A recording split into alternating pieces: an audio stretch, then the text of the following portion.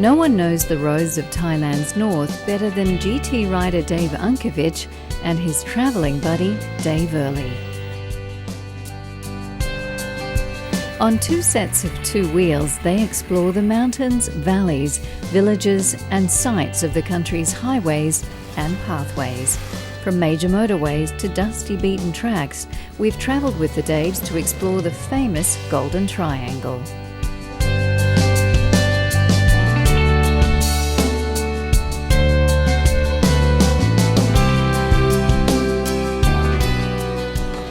Difficult usually to get up, but I always make the effort to come here for this one.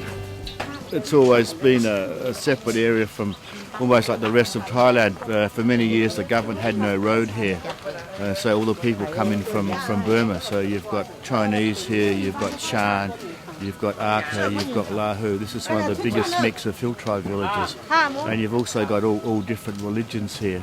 There's Christian, there's animist, there's Buddhist, all mixed, and there's Muslim as well. There's also a mosque here as well, and everyone blends in together and mixes together. There's no aggro whatsoever. It's a very good feeling in the town here. On any journey in Thailand, an important part of the early morning's activities is the offering of food to the monks who walk through the nation's streets. You will get a prayer in return. In this way, the recipients accumulate merit, which stands them in good stead during this life and especially the next one.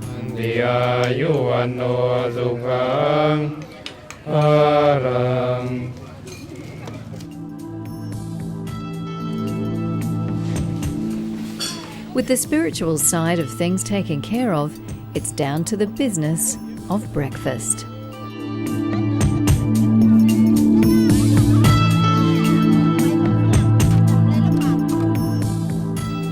Now, some people might find this a bit much to take first thing in the morning, but you certainly can't complain about the freshness of the fare on offer here.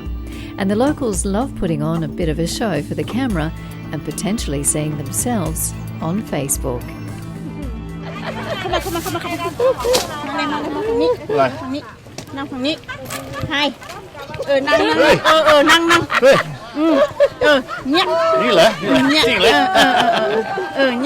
These are 10 baht each.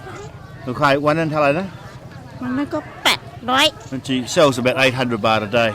Comes at Makimong Don Chao, comes at 5 o'clock and then goes home about 10. Kaban Kimong, 10 Mong. Goes home at 10 o'clock. Every morning at 5, so 5 hours a day. It's important to haggle with the vendors, but not too much. A few smiles will go a long way to ensuring you get a good deal.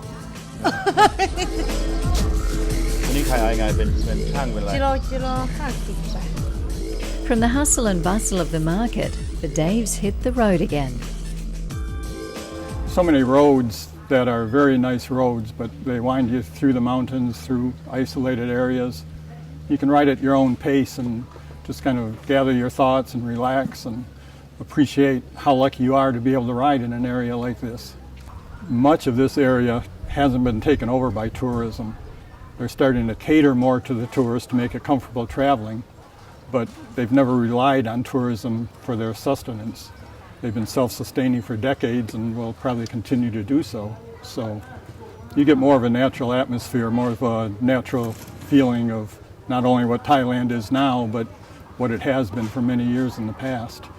And it just makes an enjoyable getaway. You more or less forget your problems and come up here and can relax in your own thoughts, and it's very laid-back atmosphere.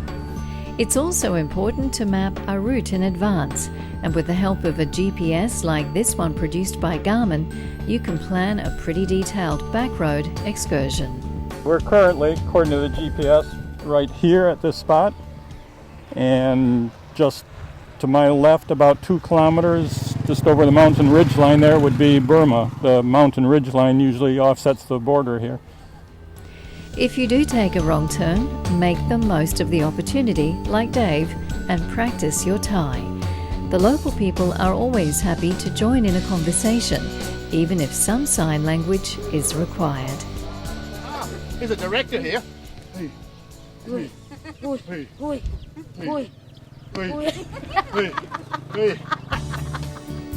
As the journey continued, the Daves wove past a major tea plantation.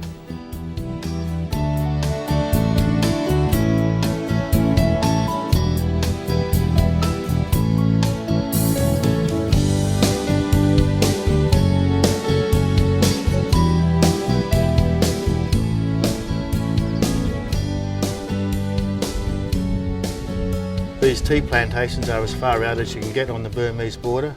We're basically on the ridgeline here, and you just go over the backside of the mountain. It's on the Burmese side. 500 metres down the road, there's an army checkpoint there. There's a trail that goes through into Burma to a Shan army camp. So you can't go any further. This is it. Then a brief stop to explore an interesting historical site.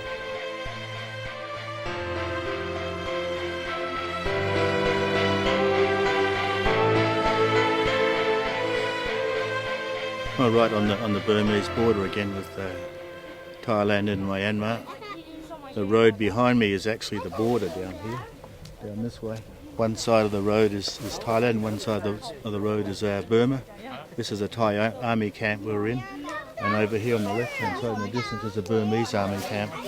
But the area on the Burmese side of the border was once upon a time controlled by the Shan, who were forced out by the Burmese, by the Wa. And the villages down below are now occupied by Wa.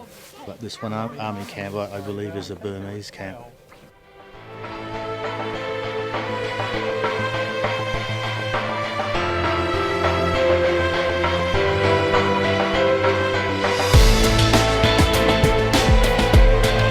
We have many people come through Chiang Mai that are traveling from country to country or doing world tours, and Chiang Mai has kind of become a hub for motorcycle enthusiasts. Riding in the north has a lot of very good roads.